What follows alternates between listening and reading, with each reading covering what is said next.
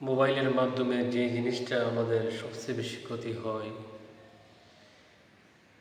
যে ক্ষতিটাকে আমরা ক্ষতি মনে করি না, অথচ সেটা আমাদের জীবনের সবচেয়ে বড় একটা ক্ষতির কারণ, সেটি হলো অনর্থক সময় ব্যয় হওয়া। আল্লাহ রাব্বুল আলামিন সূরা মুমিনুনের মধ্যে আল্লাহ রাব্বুল আলামিন বলেন, মুমিনরা সফল সফল মুমিন কারা? আল্লাহ রাব্বুল আলামিন মুমিনের গুণ বলতে গিয়ে আল্লাহ রাব্বুল আলামিন বলেন, ওয়াল্লাযীনা হুম আনিল লাগবি মুরিদুন। আল্লাহ রাব্বুল আলামিন বলেন, ওই মুমিন সফল যে মুমিন অনর্থক বেহুদা কাজ কথাবার্তা থেকে বিরত থাকে। ভাইরা আমার, এই মোবাইল এটা বড় একটা ফিতনা, যদিও এর মধ্যে মানুষের জন্য অনেক উপকার রয়েছে, কিন্তু এই মোবাইলটা বড় একটা পরীক্ষার বিষয়, একটা ফিতনা। এর মধ্যে রয়েছে পরীক্ষা। এটি একটি মারাত্মক ফিতনা। এর মধ্য দিয়ে আমাদের সময়, মুহূর্তগুলি, আমাদের হায়াত চলে যাচ্ছে, আমরা বেখবর হয়ে আছি। মোবাইলের মধ্যে আমরা ঢুকি 5 মিনিটের জন্য, 4 মিনিটের জন্য, কিন্তু দেখা যায় আমার জীবন থেকে 1 ঘন্টা 2 ঘন্টা প্রত্যেক দিন 4 ঘন্টা চলে যাচ্ছে, অথচ আমি খবরই রাখছি না। অনর্থক কাজ, যে কাজটা না দুনিয়ার কোনো কাজে আসে, যে কাজটা না আখিরাতের কোনো কাজে আসে, ওই কাজে আমার সময়টা চলে যাচ্ছে। আল্লাহ রাব্বুল আলামিন সূরা মুমিনুনের মধ্যে বলেন, ওয়াল্লাযীনা হুম আনিল লাগবি মুরিদুন। মুমিন বান্দারা তারা অনর্থক বেহুদা কাজ থেকে নিজেকে বিরত রাখে। এই মোবাইলের মাধ্যমে আরেকটি ভয়াবহ ক্ষতি যেটি হয়, সেটি হলো দৃষ্টির খেয়ানত হয়। দৃষ্টির হেফাজত হয় না। দৃষ্টি তার সীমাকে লঙ্ঘন করে আল্লাহ তাআলার অবাধ্য জিনিসের মধ্যে চলে যায়। আল্লাহ রাব্বুল আলামিন বলেন, কুল্লিল মুমিনিনা ইয়াউদ্দু মিন আবসারিহিম। আল্লাহ রাব্বুল আলামিন বলেন, হে রাসূল আপনি বলেন মুমিন পুরুষদেরকে তারা যেন তাদের দৃষ্টিকে অবনত রাখে। এর পরের আয়াতে আল্লাহ রাব্বুল আলামিন বলেন, ওয়াকুল্লিল মুমিনাতি ইয়াগুদুনা মিন আবসারিহিন্না। এই মোবাইলের মাধ্যমে মানুষ তার দৃষ্টির নিয়ন্ত্রণকে হারিয়ে ফেলে। আল্লাহ রাব্বুল আলামিন বলতেছেন, হে রাসূল আপনি বলেন মুমিন নারীদেরকে তারা যেন তাদের দৃষ্টিকে অবনত রাখে। ওয়ায়াহফাযনা ফুরুজাহুন্না, তারা যেন তাদের লজ্জাস্থানকে হেফাজত করে। ওয়াকুল্লিল মুমিনাতি ইয়াগুদুনা মিন আবসারিহিন্না ওয়ায়াহফাযনা ফুরুজাহুন্না, তারা যেন তাদের লজ্জাস্থানকে হেফাজত করে। আল্লাহ রাব্বুল আলামিন অন্য আয়াতের মধ্যে বলতেছেন, ইয়ালামু খাইনাতাল আয়ুনি ওয়া মা তুখফিস সুদুর। ইয়ালামু, আল্লাহ রাব্বুল আলামিন তিনি জানেন, ইয়ালামু খাইনাতাল আয়ুন, তোমাদের গোপন চাহনি মানুষে বুঝে নাই, কিন্তু তুমি যে চেয়েছো হারাম তোমার দৃষ্টির, তুমি খেয়ানত করেছো, তোমার গোপন চাহিনীকে, গোপন তাকানোকে তিনি জানেন। ইয়ালামু খাইনাতাল আয়ুনি ওয়া মা তুখফিস সুদুর। বিবিকে ধোঁকা দেওয়া যায়, মা বাবাকে ধোঁকা দেওয়া যায়, আপনজনকে ধোঁকা দেওয়া যায়, বিশেষ করে বিবিকে ধোঁকা দিয়ে অপর নারীর দিকে তাকানো যায়। কিন্তু আল্লাহ রাব্বুল আলামিন বলেন, বান্দা তোমার এই গোপন চাহনিটাও আমি আল্লাহ রাব্বুল আলামিন জানি। ইয়ালামু খায়িনাতাল আয়ুনি ওয়া মা তুখফিস সুদূর। মোবাইলে তুমি গোপনে গোপনে তুমি দেখলা, কেউ দেখে নাই, দুনিয়ার কেউ দেখে নাই। মোবাইলে তুমি নিষিদ্ধ জিনিস, যেটা আল্লাহ রাব্বুল আলামিন নিষেধ করেছে, সেটি তুমি দেখেছ। আল্লাহ রাব্বুল আলামিন বলেন, এই তোমার গোপন চাহনিও আমি আল্লাহ রাব্বুল আলামিন জানি। ওমা তুখফিস সুদূর, এবং হৃদয়ে তুমি যা গোপন করে রাখো সেটাও আমি আল্লাহ রাব্বুল আলামিন জানি। এই মোবাইলের মাধ্যমে যে গুনাহটা হয় সেটি হলো সময়ের অপচয়, অথচ সময়ের মূল্য অনেক বেশি। কারণ সময়গুলিকে জোড়া দিলে হয় জীবন। সময়গুলি একে একে যখন চলে যায়, তার জীবন আস্তে আস্তে মৃত্যুর দিকে চলে যায়।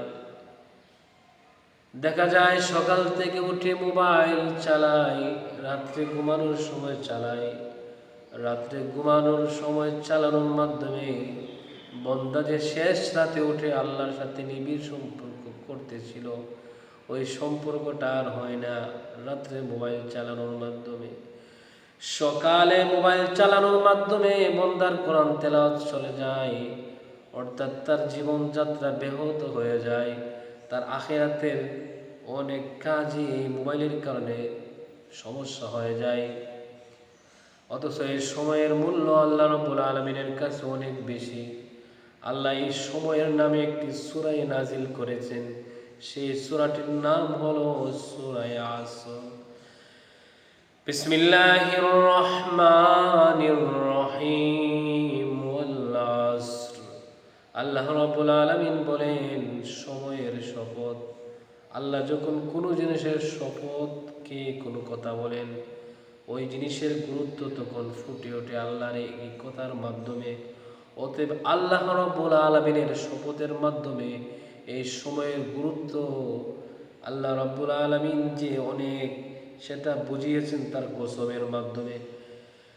রাসূল করিম সাল্লাল্লাহু আলাইহি সাল্লাম বলেন, নিয়ামাতানি মাগবুনুন ফীহিমা কাসীরুম মিনান নাস, আস-সিহহাতু ওয়াল ফারাগ। রাসূল করিম সাল্লাল্লাহু আলাইহি সাল্লাম বলেন, দুইটি নিয়ামতের ব্যাপারে অধিকাংশ মানুষই উদাসীন, বেখবর হয়ে আছে, তারা এটার কোনো মূল্য দেয় না। নিয়ামাতানি মাগবুনুন ফীহিমা কাসীরুম মিনান নাস। রাসূল বলেন, দুইটা জিনিসের মূল্য মানুষ দেয় না। একটা হইল আসিহা, সুস্থতা, সুস্থতার কদর মানুষ দেয় না, এটা বেখবর হয়ে থাকে।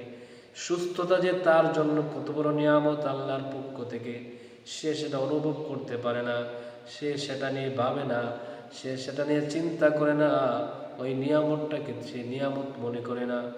আসিহাতু ওয়াল ফারাগ, আরেকটা নিয়ামত হইল যে নিয়ামতটাকে মানুষ উদাসীনতার মধ্যে দিয়ে কাটিয়ে দেয়, সেটা হইল অবসরতা। অবসর সময়টাকে মানুষে অনার্থক বেহুদা কাজের মধ্যে ব্যয় করে ফেলে।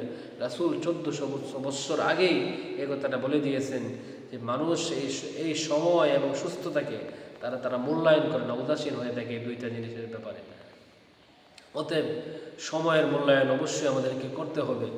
সময়ের মূল্যায়ন ছাড়া কোনো মানুষ না দুনিয়াতে বড় হয়েছে, না আখিরাতে বড় হয়েছে। যারাই বড় হয়েছে তারা তাদের সময়কে মূল্যায়ন করেছে, কারণ সময় থেকেই তো একটা কথা বলা যায়, ক্ষেত্রা ক্ষেত্রে দরিয়া বাসাদ। একটা কথা বলা হয় যে আপনার যে বৃষ্টির পানি থেকে হয় পুকুরের পানি, আরও বৃষ্টি থেকে হয় নদীর পানি, এর আরও বৃষ্টি থেকে হয় সমুদ্রের পানি। অর্থাৎ এই বৃষ্টির পানি এক সময়, এই ক্ষুদ্র পানিগুলি এক সময় সমুদ্রের পানি পরিণত হয়ে যায়। এই সময়ের ছোটো ছোটো অল্প অল্প অংশ, এই অংশগুলি যদি আমরা মূল্যায়ন করে সময়কে যদি আমরা গুরুত্ব দিই, এই অল্প অংশগুলি আমাদের জীবনের সফলতার জন্য অনেক বড় একটা কারণ হতে পারে। সম্মানিত সুধী, এই মোবাইলের মাধ্যমে আমরা আরেকটা জিনিস যেটা করি সেটা হলো তথ্য যাচাই বাছাই না করে আমরা শেয়ার করে ফেলি। অথচ আল্লাহ রাব্বুল আলামিন বলেন, ইয়া আইয়ুহাল্লাযীনা আমানু جاءكم فاسق بنبأ فتبينوا। আল্লাহ রাব্বুল আলামিন সূরা হুজুরাতের মধ্যে আল্লাহ তাআলা বলেন, হে বান্দারা, যখন তোমাদের নিকট কোনো পাপাচারী ব্যক্তি থেকে কোনো খবর আসবে, তোমরা যাচাই বাছাই করে সেটাকে তোমরা যাচাই বাছাই করবা, যাচাই বাছাই করে গ্রহণ করবা। কেউ খবর দিল, আমি সেটা কোনো যাচাই নাই বাছাই না, হুট করে একটা খবর পেলাম, এটা আমি শেয়ার করে দিলাম, এর দ্বারা তো মানুষকে আমি বিভ্রান্ত করলাম। অতএব বিভ্রান্ত করলাম, মানুষ তো বিভ্রান্ত হলো এবং আমার ইমেজটা মানুষের কাছে নষ্ট হয়ে গেল এবং আমার ইমেজ তো নষ্ট হয়ে গেল, আমার গ্রহণযোগ্যতা নষ্ট হয়ে গেল, আর আমি পাপাচারী ব্যক্তির অন্তর্ভুক্ত হয়ে গেলাম। রাসূল করিম সাল্লাল্লাহু আলাইহি সাল্লাম তার হাদিসের মধ্যে কোরআনের আয়াতের অনুরূপ বলেন, রাসূল বলেন, কাফা বিল মারই কাযিবান আই ইউহাদ্দিসা বিকুল্লি মা সামিআ। রাসূল করিম সাল্লাল্লাহু আলাইহি সাল্লাম বলেন, কোনো ব্যক্তি মিথ্যাবাদী হওয়ার জন্য এতটুকুনি যথেষ্ট, সে যা শুনে তাই বলে ফেলে। আমি শুনলাম ফেসবুকের মধ্যে একটা কথা, ইউটিউবে শুনলাম একটা কথা, সোশ্যাল মিডিয়ার মধ্যে একটা কথা শুনলাম, অথচ এর কোনো যাচাই করলাম না, সত্যতা জানলাম না, সেই ঘটনাটা কোথায় ঘটেছে, আসলে সেটা কি সত্য কিনা, না নাকি এর বানানো ঘটনা, নাকি কোনো নাটক বা এরকম কোনো অভিনয় করে সেটাকে ছাড়া হয়েছে। আমরা যাচাই বাছাই না করে দেখা যায় আমরা অনেক ঘটনা, অনেক কিছু আমরা শেয়ার করে ফেলি বা অনেক কিছু আমরা করে পড়ি, পোস্ট করে বলি। এর মাধ্যমে কিন্তু এই সোশ্যাল মিডিয়ার মাধ্যমে মানুষের মধ্যে অনেক বিভ্রান্তি ছড়াচ্ছে এবং কলহ এর মাধ্যমে অনেক বেড়ে যাচ্ছে। তো সম্মানিত শুধু আল্লাহ রাব্বুল আলামিন আমাদেরকে সতর্ক করে দিয়েছেন, আরও আগে রাসূলও সতর্ক করে দিয়েছেন। যদিও মোবাইল অনেক পরে এসেছে, কিন্তু আল্লাহ রাব্বুল আলামিন তিনি জানেন কিয়ামতের আগ পর্যন্ত, অর্থাৎ তিনি জানেন কি হবে না হবে, সব কিছু তিনি জানেন। এজন্য আল্লাহ রাব্বুল আলামিন অনন্ত অসীম, তার কোরআন অসীম অনন্ত। আল্লাহ রাব্বুল আলামিন সেটা মানুষের জীবন বিধান হিসাবে আল্লাহ তাআলা চিরকালের জন্য সেটিকে আল্লাহ তাআলা নাজিল করে দিয়েছেন। রাসূল করিম সাল্লাল্লাহু আলাইহি সাল্লাম বলেন, একটা মানুষ মিথ্যাবাদী হওয়ার জন্য এইটুকুই যথেষ্ট, সে যা শুনে তাই বর্ণনা করে। এই মোবাইলের মাধ্যমে মানুষের যে গুনাহগুলি হয়, এর মধ্যে আরেকটা গুনাহ হইল জিনার গুনাহ। কারণ মোবাইল জিনা করাটা মোবাইলের মাধ্যমে সহজ হয়ে গিয়েছে।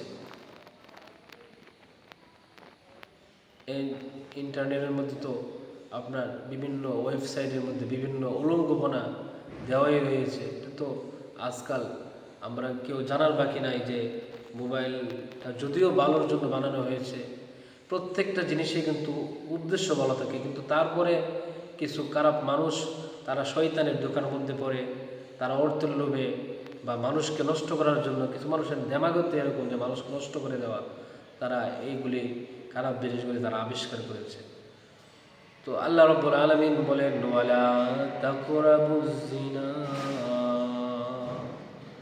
আল্লাহ রাব্বুল আলামিন বলেন, বান্দা তুমি জিনার কাছেও যেও না, ইন্নাহু কানা ফাহিশা, এটা ফাহিশা, এটা অশ্লীল কাজ, ওয়াসাআ সাবিলা, আর কতই না নিকৃষ্ট একটি পথ সেই জিনা। অতএব এই মোবাইল থেকে আমাদেরকে বাঁচাতে হবে, মোবাইলের ফিতনা থেকে বাঁচাতে হবে। মোবাইল দিয়ে আমি আমার সময়টাকে কাটিয়ে দিয়েছি, অথচ আমার কি আল্লাহ রাব্বুল আলামিন কোন লক্ষ্যে আমাকে পাঠিয়েছেন আমি সেই লক্ষ্যকে ভুলে যাচ্ছি। আমি তো মনে করতেছি যে মোবাইলের মাধ্যমে আমি অনেক বড় খেজমত করতেছি, কিন্তু আসলে আপনি মোবাইলের মাধ্যমে খেজমত করতে গিয়ে আপনার যে মেইন লক্ষ্য সেটাকে আপনি হারিয়ে ফেলছেন, সেই দিকে আপনার কোনো খবর নাই। সম্মানিত শুধু আমরা মোবাইলের অপব্যবহার করব না এবং মোবাইলকে যথাসম্ভব সেটাকে কন্ট্রোল করব। কারণ মোবাইলের নেশা খুব ভয়াবহ নেশা। এই মোবাইলের নেশা আপনার জীবনকে তছনছ করে দেয়। সারাক্ষণ শুধু একটা চিন্তা থাকে, আমার মোবাইলে মেসেজ আসছে কিনা, কে নক করলো, কে করলো। তো এর মধ্যে যদি থাকে আপনার খেয়াল খুশি, তখন আপনার জীবন তো ব্যাহত হয়ে যাবে, আপনার ঘুম ব্যাহত হয়ে যাবে, আপনার নামাজ ব্যাহত হয়ে যাবে। অথচ নামাজ একটা মুমিনের জন্য ফরজ, একটা ঘুম একটা মানুষের সুস্থতার জন্য সবচেয়ে বড়